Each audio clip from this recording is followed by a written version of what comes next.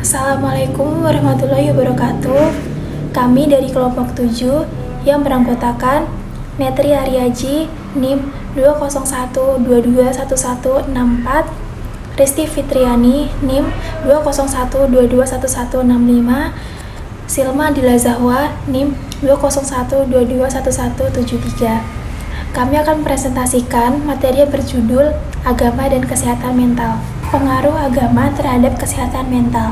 Kesehatan mental adalah ilmu yang meliputi sistem tentang prinsip-prinsip, peraturan-peraturan, serta prosedur-prosedur untuk mempertinggi kesehatan rohani. Orang yang sehat mentalnya ialah orang yang dalam rohani atau dalam hatinya selalu merasa tenang, aman, dan tentram.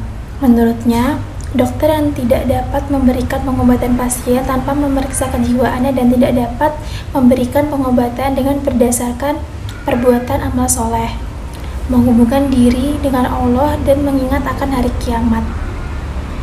Hubungan antara agama sebagai keyakinan dan kesehatan jiwa terletak pada sikap penyerahan diri seseorang terhadap sesuatu kekuasaan yang maha tinggi.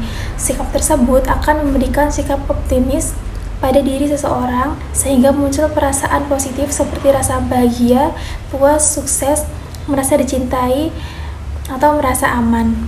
Sikap emosi yang demikian merupakan bagian dari kebutuhan hak asasi manusia sebagai makhluk yang bertuhan. Agama memberikan bimbingan dalam hidup. Allah memberikan 2 tahapan ketika membimbing dalam penyembuhan mental lemah, yaitu tahap pertama adalah Allah memerintahkan orang-orang terdekat untuk menguatkan dan mendampingi. Tahap kedua adalah Allah membimbing melalui puasa.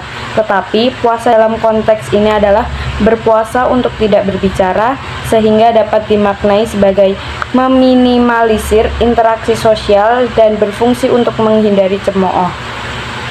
Yang kedua, agama menolong dalam menghadapi kesukaran. Menurut Freud, bahwa agama merupakan tempat pelarian dari kelemahan manusia.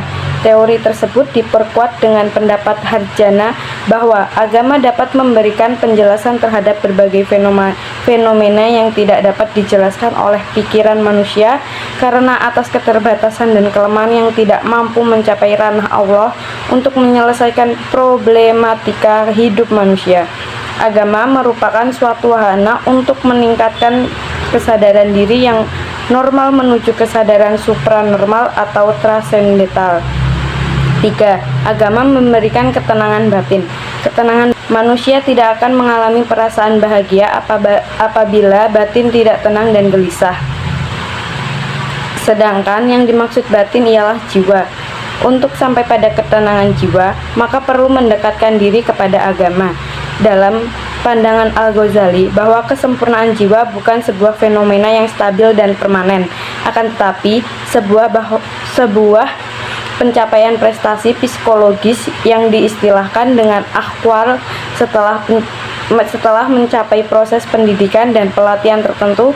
Ketenangan batin dapat ditempuh dengan memperbanyak zikir kepada Tuhan. Dimensi-dimensi kehidupan. 1. Dimensi spiritual, terdiri dari keimanan kepada Allah, melakukan ibadah, menerima ketentuan dan takdir Allah. Yang kedua, dimensi psikologi, terdiri dari kejujuran, terbebas dari rasa dengki iri, merasa percaya diri, mampu menanggung kegagalan dan rasa gelisah, menjauhi hal-hal yang menyakiti jiwa, memiliki keseimbangan emosional.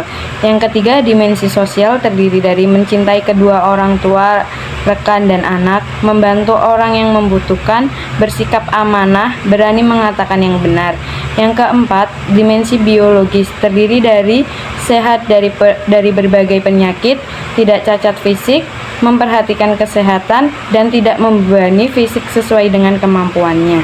Gangguan dalam kesehatan mental. Gangguan mental dimaknakan sebagai tidak adanya atau kekurangannya dalam hal kesehatan mental.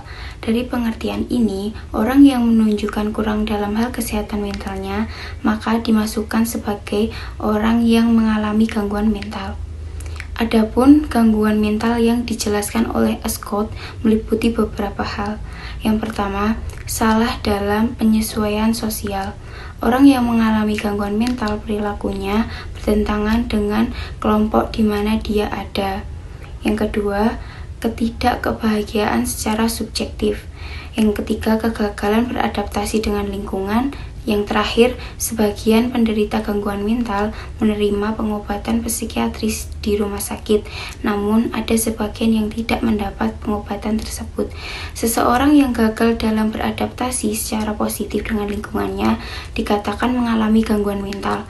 Proses adaptif ini berbeda dengan penyesuaian sosial, karena adaptif lebih aktif dan didasarkan atas kemampuan pribadi sekaligus melihat konteks sosialnya. 3. Terapi agama. Psikoterapi keagamaan yaitu terapi yang diberikan dengan kembali mempelajari dan mengamalkan ajaran agama Islam. Sebagaimana diketahui bahwa ajaran agama Islam mengandung tuntunan bagaimana kehidupan manusia bebas dari rasa cemas, tegang, depresi, dan sebagainya. Dalam doa misalnya, intinya adalah memohon agar kehidupan manusia diberi ketenangan, kesejahteraan, keselamatan baik dunia dan akhirat. Tetapi merupakan usaha penanggulangan suatu penyakit atau gejala yang ada dalam diri makhluk hidup. Usaha penanggulangan gangguan kesehatan rohani atau mental sebenarnya dapat dilakukan sejak dini oleh yang bersangkutan dengan mencari cara yang tepat untuk menyesuaikan diri dengan memilih norma-norma moral, maka gangguan mental akan terselesaikan. Dalam konteks ini, terlihat hubungan agama sebagai terapi kekusutan mental. Cukup sekian yang dapat kami sampaikan, kurang lebihnya mohon dimaafkan. Wassalamualaikum warahmatullahi wabarakatuh.